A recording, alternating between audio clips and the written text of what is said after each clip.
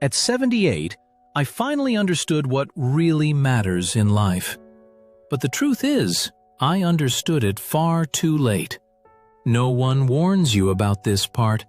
No one sits you down and tells you that one day you'll wake up and the things you were chasing your whole life won't matter anymore. You think time is patient. You think it will wait. But it doesn't. And if you're listening to this now, I want you to hear what I wish someone had told me decades of you. When I was young, I believed life was long. Not just long, endless.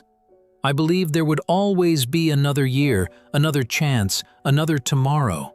I rushed through my days as if they were disposable. I traded moments for money, relationships for responsibilities, and peace for progress. Everyone told me I was doing the right thing. Work hard, build something, secure your future. So I did. And slowly, without noticing, life started passing me by. I chased success, titles, respect, stability. I chased the version of life that looked impressive from the outside. I worked late nights, missed dinners, postponed vacations, said, "Next time." I told myself I was being responsible, that sacrifice was temporary, that the reward would come later. But later has a way of disappearing. What nobody tells you is that life doesn't break you suddenly. It breaks you slowly, quietly, one missed moment at a time. I missed conversations that mattered. I missed watching people grow. I missed myself. And the worst part? I didn't feel the loss right away. It only shows up years later, when silence becomes louder than noise. One day, something strange happens. Time stops feeling infinite. It starts feeling fragile. You notice how fast weeks pass, how birthdays blur together, how faces age in photographs.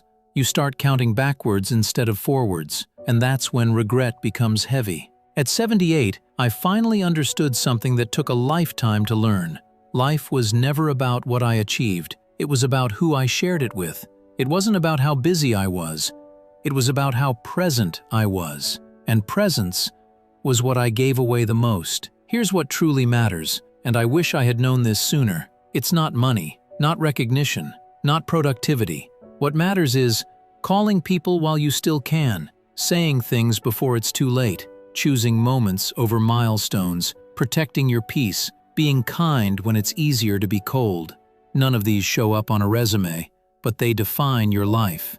To see, I spent years surrounded by people, yet somehow always rushing past them. I thought being busy meant being important, but importance isn't measured by demand, it's measured by connection. I learned too late that the people who matter most are usually the ones asking for the least. One day is the most dangerous phrase in the world. One day I'll slow down. One day I'll visit. One day I'll say how I feel. But one day doesn't arrive. It quietly turns into never. At 78, I understand this now. And it hurts to realize how many one days I wasted. I reached many of the goals I set, but success without meaning feels strangely empty. It looks impressive, but it doesn't keep you warm at night. Meaning comes from depth, not distance. From honesty, not achievement. I wish I had chosen meaning earlier. When everything slows down, only a few things remain. Conversations, laughter, small, ordinary moments. No one remembers your deadlines.